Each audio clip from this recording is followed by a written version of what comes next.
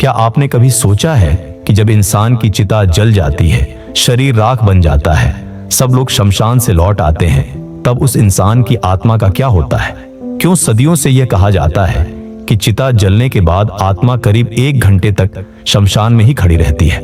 यह सिर्फ अंधविश्वास नहीं है, बल्कि इसके पीछे ऐसी मान्यताएं, अनुभव और रहस्य छिपे हैं जिन्हें जानकर अच्छों की रूह कांप जाती है। ये कहानी है उत्तर प्रदेश के एक छोटे से गांव की, जहां रहने वाले रामदीन मिश्रा एक साधारण लेकिन धर्म को मानने वाले इंसान थे। उन्होंने पूरी जिंदगी मेहनत की, बच्चों को पढ़ाया, घर बनाया और समाज में इज्जत कमाई।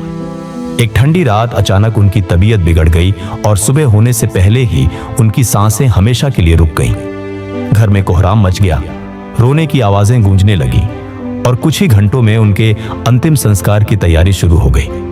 दोपहर होते होते उनका पार्थिव शरीर शमशान ले जाया गया। चिता सजी, लकड़ियां रखी गईं और बेटे ने कांपते हाथों से मुखाग्नि दे दी। जैसे ही आग ने लकड़ियों को पकड़ना शुरू किया, धुआं आसमान की ओर उठने लगा और पूरे शमशान में एक अजीब सा सन्नाटा छा गया। सब लोग सिर झुकाए खड़े थे, लेकिन तभी रामदीन के छोटे बेटे मोहन को अजीब सा एहसास हुआ, जैसे कोई उसे पीछे से देख रहा हो। उसने पलटकर देखा, वहां कोई नहीं था। फिर भी उसके दिल की धड़कन तेज हो गई और शरीर में सिहरन दौड़ गई। तभी गांव के एक बुजुर्ग ने धीमी आवाज में कहा कि चिता जलने के बाद आत्मा यहीं रहती है, जब तक शरीर पूरी तरह पंचतत्व में नहीं मिल जाता। यह सुनकर मोहन के मन में डर बैठ गया। हिंदू धर्म के अनुसार मनुष्य केवल शरीर नहीं है, शरीर नश्वर है लेकिन आत्मा अमर मानी जाती है। गरुड़ पुराण में लिखा है कि मृत्यु के बाद आत्मा अपने जले हुए शरीर को देखती रहती है और उसे यह स्वीकार करने में समय लगता है कि वह मर चुकी है। आत्मा अपने परिवार को रोते हुए देखती है, उनकी आवाजें सुनती है, लेकिन चाहकर भी कुछ कह नहीं पाती। इसी कारण कहा जाता है कि चिता जलने के बाद का पहला 1 घंटा आत्मा के लिए सबसे कठिन और सबसे डरावना होता है। उस समय आत्मा भ्रमित होती है, डरती है, कभी गुस्से में होती है तो कभी असहाय महसूस करती है। शमशान में मौजूद एक साधु भैरव दास ने बताया कि जब चिता जलती है तो आत्मा शरीर के चारों ओर मंडराती रहती है और उसे यह समझने में समय लगता है कि उसका शरीर अब इस दुनिया का हिस्सा नहीं रहा।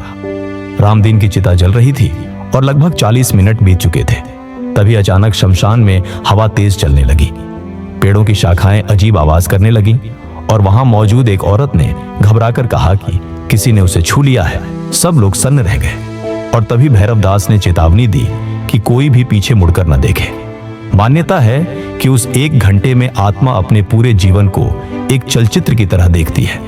उसने किसे दुख दिया, किससे प्रेम किया, कौन से पाप किए और कौन से अच्छे कर्म, सब कुछ उसकी आंखों के सामने घूम जाता है। इसी समय आत्मा को अपने कर्मों का बोझ महसूस होता है।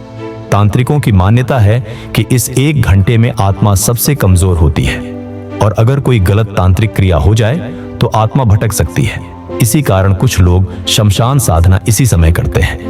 भैरव दास ने ध्यान लगाकर बताया कि रामदीन की आत्मा किसी अधूरी इच्छा के कारण रुकी हुई है।